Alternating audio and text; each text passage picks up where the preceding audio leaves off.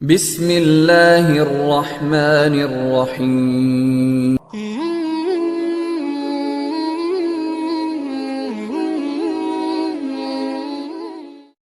بسم اللہ الرحمن الرحیم۔ السلام علیکم دوستو، ہم آپ کے لیے ایک نیا چینل لائے ہیں، اس کا نام ہے باخبر اسلام۔ اس میں ہم آپ کو نامور علماء کرام کی تقاریر اور چھوٹے چھوٹے بچوں کی نعتیہ کلام اور تلاوت قرآن پاک یہ سب دکھائیں گے انشاءاللہ، اور اس چینل کو کامیاب کرنے کے لیے آپ ہمارے ساتھ بہت زیادہ تعاون کریں۔ شکریہ۔ امت مسلمہ اور خاص طور پر اہل پاکستان، ہم سب کے لیے مبارک موقع ہے کہ اللہ تعالیٰ ہمیں رمضان کے استقبال کے لیے اللہ نے ہمیں مہلت دی، ہم زندہ ہیں، اور اللہ کرے کہ رمضان سب کو نصیب ہو۔ رمضان ایک خاص مہینہ ہے جو اللہ کی رحمتوں کو لینے کا ہے۔ اللہ تعالیٰ کا عرش پہلے آسمان پر آ جاتا ہے، جہنم کے دروازے بند کر دیے جاتے ہیں، جنت کے دروازے کھول دیے جاتے ہیں۔ یہ پہلے کسی امت کے لیے نہیں تھا۔ ان کا روزہ مشقت والا تھا، افطاری سے افطاری۔ ہمارا روزہ اس کے مقابلے میں بہت آسان ہے، سحری بھی افطاری بھی۔ ان کی نماز تراویح نہیں تھی، ہماری نماز تراویح ہے قرآن سننے کے لیے، قرآن کو زندہ رکھنے کے لیے۔ تو اللہ تعالیٰ کی طرف سے اعلان ہوتا ہے، 24 گھنٹے دن رات یہ اعلان ہوتا ہے، حل من مستغفر فاغفر له، حل من تائب فاتوب علیہ، حل من سائل فاعطیہ۔ یہ 3 آوازیں 24 گھنٹے چلتی ہیں آسمانوں پر۔ کوئی ہے معافی مانگنے والا، میں اسے معاف کروں، کوئی ہے توبہ کرنے والا، میں اس کی توبہ کو قبول کروں، کوئی ہے مجھ سے مانگنے والا کہ میں اسے عطا کروں۔ اور پھر ایک فرشتہ اعلان کرتا ہے، یا باغ الخیر اقبل، اے نیکی کے چاہنے والے زور لگا، آگے بڑھا۔ اور دوسرا فرشتہ اعلان کرتا ہے، یا باغ الشر ادبر، اے گناہوں میں ڈوبے ہوئے انسان واپس آ جا، اللہ کی چھاؤں میں آ جا، اللہ کی رحمت میں آ جا، اللہ کی بخشش کی چادر میں اپنے آپ کو چھپا لے۔ اور اس میں فرض 70 فرض کے برابر ہو جاتا ہے، نفل فرض کے برابر ہو جاتا ہے۔ اور حضرت علی رضی اللہ تعالیٰ عنہ علیہ السلام کا فرمان ہے کہ کوئی شخص ایک فرض روزہ چھوڑ دے، پھر اس کی قضا میں قیامت تک عملی نفلی روزے رکھتا رہے تو اس ایک فرض کو نہیں پہنچ سکتا۔ تو سارے دوستوں سے درخواست ہے کہ روزے کا اہتمام فرمائیں اور اللہ کی رحمت کو لوٹ لیں۔ اور میں ایک حدیث سناتا ہوں کہ میرے نبی نے کس طرح رمضان کا استقبال کیا۔ آپ ممبر پر تشریف لائے، خصوصی طور پر جمع کیا، یا جمعہ کا خطبہ تھا تو آپ خطبہ بیٹھ کے نہیں دیتے تھے، کھڑے ہو کے دیتے تھے، چونکہ آپ کا خطبہ مختصر ہوتا تھا۔ تو آپ نے فرمایا، ماذا یستقبلکم وماذا تستقبلون، وہ کون آ رہا ہے؟ مفہوم ہے، لفظی ترجمانی مفہوم مدر۔ ہم نے کہا وہ کون آ رہا ہے اور تم کس کی طرف جا رہے ہو؟ سب یوں ہو گئے۔ پھر آپ نے کہا، ماذا یستقبلکم وماذا تستقبلون، وہ کون آ رہا ہے اور تم کس کی طرف جا رہے ہو؟ سارے صحابہ میں ہلچل مچ گئی۔ تیسری دفعہ، ماذا یستقبلکم وماذا تستقبلون، وہ کون آ رہا ہے، کس کی طرف جا رہے ہو؟ سارے پیچھے مڑ مڑ کے دیکھیں، پیچھے تو کوئی بھی نہیں۔ تو حضرت عمر رضی اللہ تعالیٰ عنہ کھڑے ہوئے علیہ السلام، انہوں نے فرمایا، یا رسول اللہ اوحی نزل، یا رسول اللہ کوئی وحی آئی ہے؟ آپ نے فرمایا، لا، کہ نہیں۔ اعدو حضر، اللہ نے آپ کو آنکھ دی ہے دیکھنے والی، تو کیا کوئی دشمن مدینے کی طرف آ رہا ہے اور آپ نے دیکھ لیا ہے اور وہ ہم پر حملہ کرنے آ رہا ہے، ہم تیاری کریں؟ آپ نے کہا، اللہ، نہیں، یہ بھی نہیں۔ तो उन्होंने पूछा भाई या रसूलुल्लाह कौन आ रहा है? तो आपने कहा रमज़ान आ रहा है। सुभान अल्लाह, क्या खूबसूरत अंदाज था मुतवज्जे करने का, आज़मत बिठाने का, हैबत बिठाने का रमज़ान आ रहा है। फिर आपने उसके फ़ज़ाइल सुनाए कि इसमें जन्नत के दरवाज़े खुल जाते हैं, जहन्नुम के दरवाज़े बंद हो जाते हैं, और जन्नत की हूरें अल्लाह से दुआ करती हैं या अल्लाह इस रमज़ान में अपने नेक बंदों में हमारे शौहर हमारे लिए मुंतखब फरमा और उनके ज़रिए हमारी आंखें ठंडी फरमा, और जहन्नुम के सारे दरवाजे बंद हो जाते हैं, शैतान कैद हो जाता है। और इस रमज़ान का मतलब है जलना, रमज़ा यरमुज़ु, जलना। सारे महीनों के नाम अरबों ने रखे, मुहर्रम, सफ़र, रबीउल अव्वल, रबीउल सानी से लेकर आखिर तक। रमज़ान का नाम अल्लाह ने कुरान में लिखा, शहरु रमज़ान अल्लज़ी उन्ज़िल फ़ीहिल कुरआन, कि ये अर्शों पर इस महीने का नाम तय हुआ रमज़ान। तो इस महीने के नाम और रोज़े में क्या मुताबिकत है, इनमें जोड़ क्या है कि रमज़ान जल जाना। इसमें जब कोई रोज़ा रखने वाला, रोज़ा रखने वाली जब रोज़े रखता जाता है तो उसके गुनाह पिछले साल के जलते जाते हैं, जलते जाते हैं, जलते जाते हैं, यहाँ तक अल्लाह जैसे लोहे को साफ़ किया जाता है आग से, और धातों को साफ़ किया जाता है आग से, और ज़ाहरी मैल को साफ़ किया जाता है पानी से।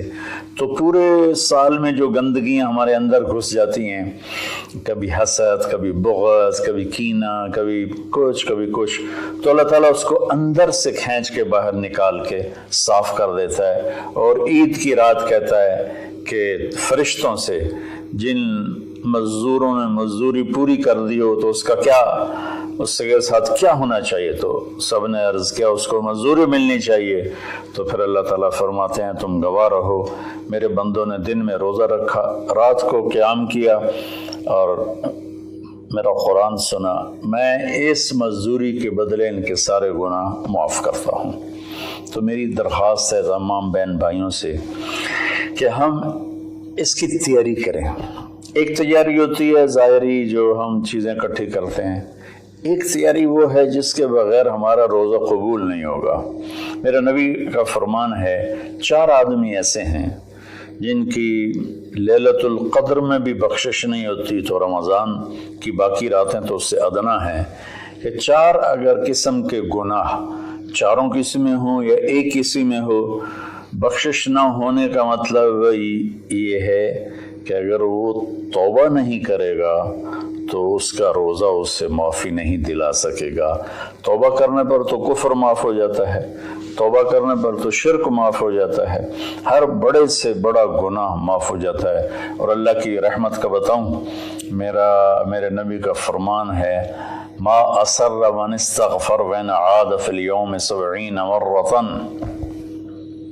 चंद दिन पहले एक नौजवान ने मुझे फ़ोन किया, मौलाना बड़ी तौबा करता हूँ फिर गुनाह हो जाता है, 10-15 दिन से ऊपर नहीं गुजरता फिर गुनाह हो जाता है, फिर तौबा करता हूँ तो ये तौबा का मजाक है, मेरी बख्शिश नहीं होगी। वो दौड़ दौड़ रोने लगा टेलीफोन पर।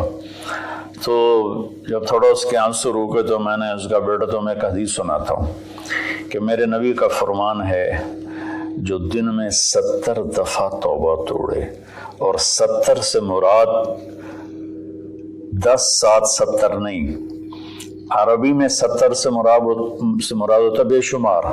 मेरे नबी ने फरमाया कि जो दिन में 70 दफ़ा तौबा तोड़े और फिर तौबा कर ले सच्चे दिल के साथ, तो मेरे रब की नज़रों में वो महबूब है, वो उसका प्यारा है, चाहे वो बार बार तौबा तोड़ता है लेकिन उसके बाद वो रोता है, माफ़ी मांगता है, और आखिरी सांस तक अल्लाह ने तौबा का दरवाज़ा खुला रखा है। बाबु तौबत मफ्तूहुन मालम युगरगर, जब तक गले का वो घुंघरू बंद नहीं होता उस वक्त तक अल्लाह ताला बंदे की तौबा के लिए दरवाज़ा खोल के बैठा होता है। मौत नज़र आने लगे फिर कहे या अल्लाह मेरी तौबा, तो वो कबूल नहीं है। लेकिन उससे 1 मिनट पहले उसे पता ना हो और वो तौबा कर ले तो अल्लाह उसकी तौबा माफ़ करता है। मैं ایک دفعہ جماعت میں گیا نواب شاہ، تو ایک گھر میں بڑے وڈیروں کو اکٹھا کیا، تو آخر میں توبہ کراتا ہوں، کہو یا اللہ میری توبہ، یا اللہ میری توبہ، یا اللہ میری توبہ۔ تو اس میں ایک وڈیرا صاحب تھے، بڑی بڑی مونچھیں تھیں، بڑا ہیوی ویٹ، ان کی آواز سب سے بلند تھی، یا اللہ میری توبہ، یا اللہ میری توبہ، یا اللہ میری، اور ساتھ رو رہے تھے زار و قطار۔ واہ میرے رب! یہ بیان تھا ظہر سے پہلے۔ وہ گھر گئے ہیں اور رات کو ان کو ہارٹ اٹیک ہوا اور ان کا انتقال ہو گیا۔ ساری زندگی نافرمانی میں تھی۔ مجھے لوگوں نے بتایا کہ وہ بڑے کوئی اچھا زندگی کا رخ نہیں تھا، لیکن میں یقین سے کہتا ہوں کہ اس دن کی ان کی توبہ نے ان کو اللہ کی بارگاہ میں محبوب بنا دیا، مقرب بنا دیا۔ تو میں صرف 4 باتیں ہیں میرے بھائی بہنوں۔ ایک ہے مدمن خمرن، جو مستقل شرابی ہو اور شراب کا عادی ہو، اس کی رمضان کے روزے سے بخشش نہیں ہوتی۔ عاقل لوالدیہ، جو والدین کو پرزے کر دے۔ والدین کا اونچا بول کبھی کبھی بولا جاتا ہے، کبھی بدتمیزی ہو جاتی ہے، اس کو نافرمانی نہیں کہتے۔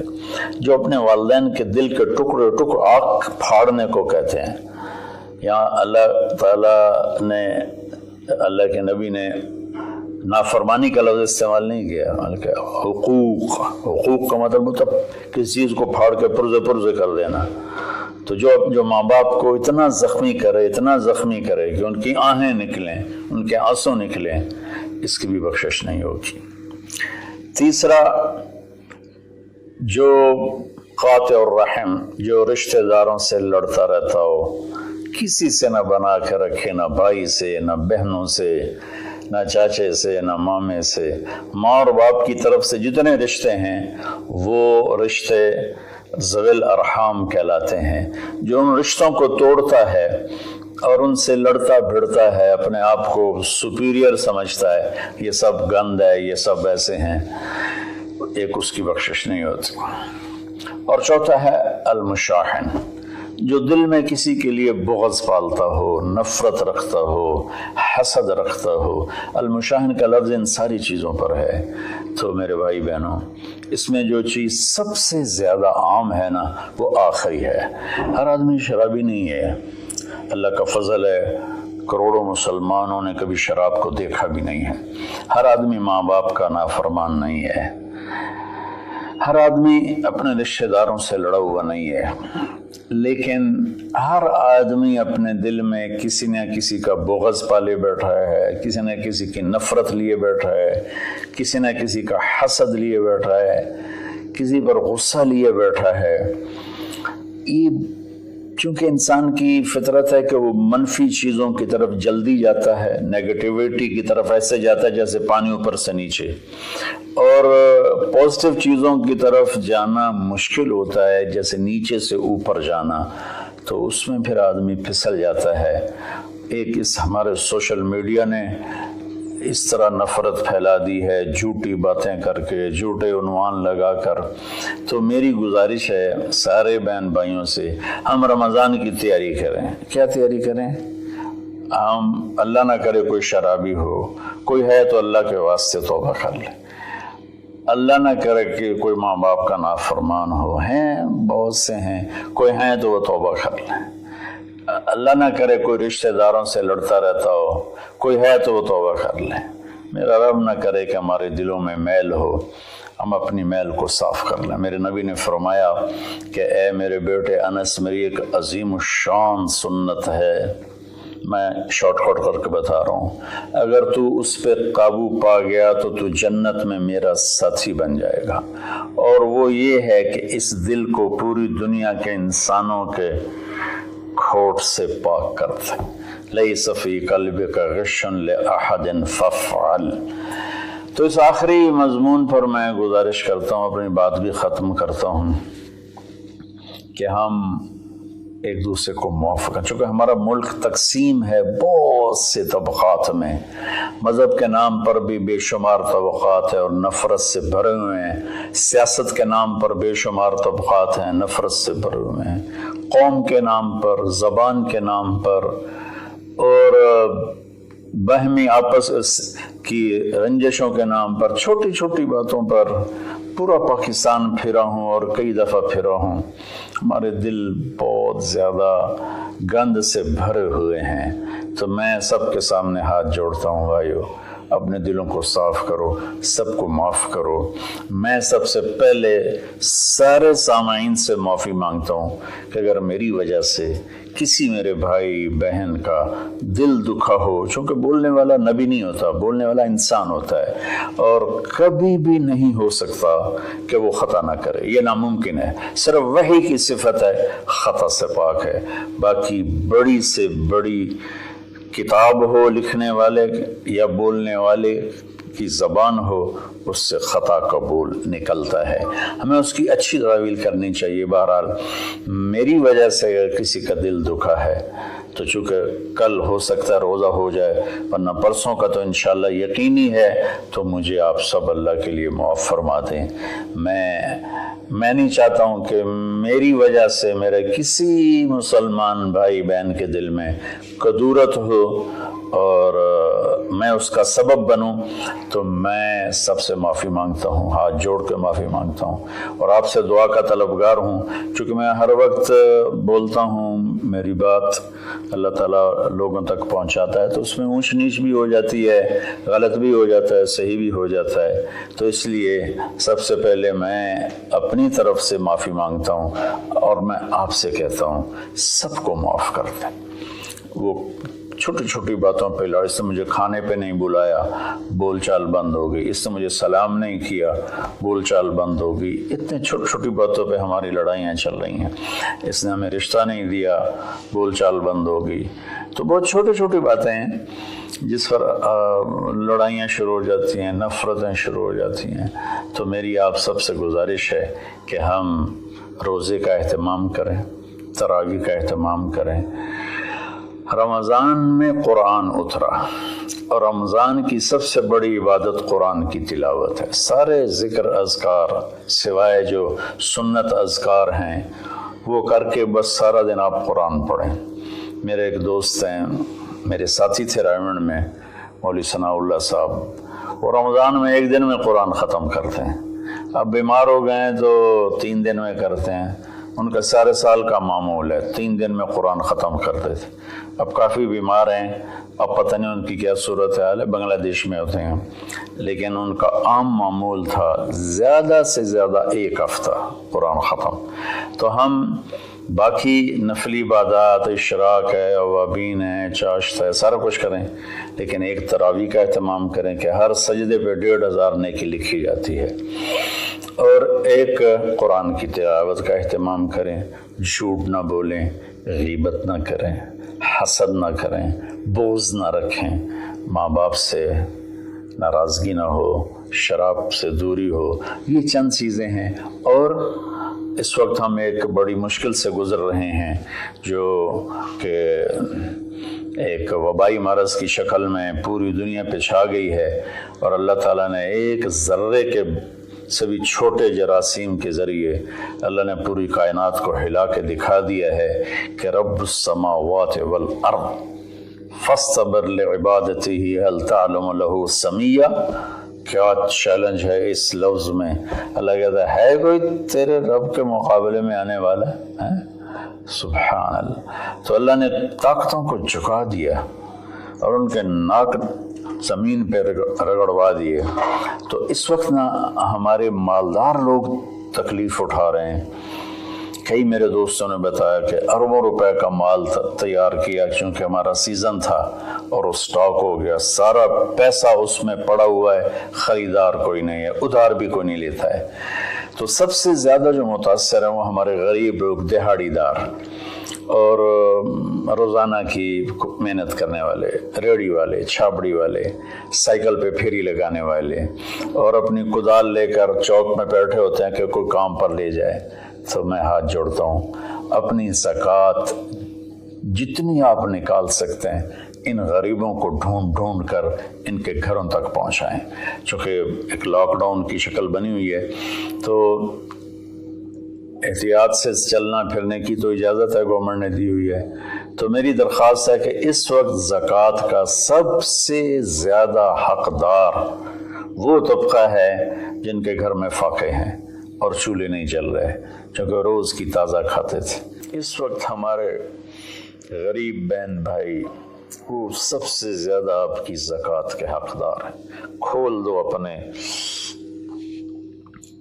تجوریوں کے دروازے، وہ اللہ کے نام پہ دو۔ اس وقت آپ کی زکوٰۃ، صدقات، خیرات ساری کی ساری ان کو جاتی۔ کھانے بنا بنا کے بھیجو، راشن کے پیکٹ بنا کے بھیجو، یہ اس وقت آپ کی نوافل سے بھی بڑی عبادت ہے، اور زکوٰۃ تو ویسی فرض ہے۔ تو اللہ تعالیٰ مجھے آپ کو اس رمضان میں زندہ بھی رکھے اور اس کے آداب کے مطابق ہمیں کام کرنے کی توفیق دے۔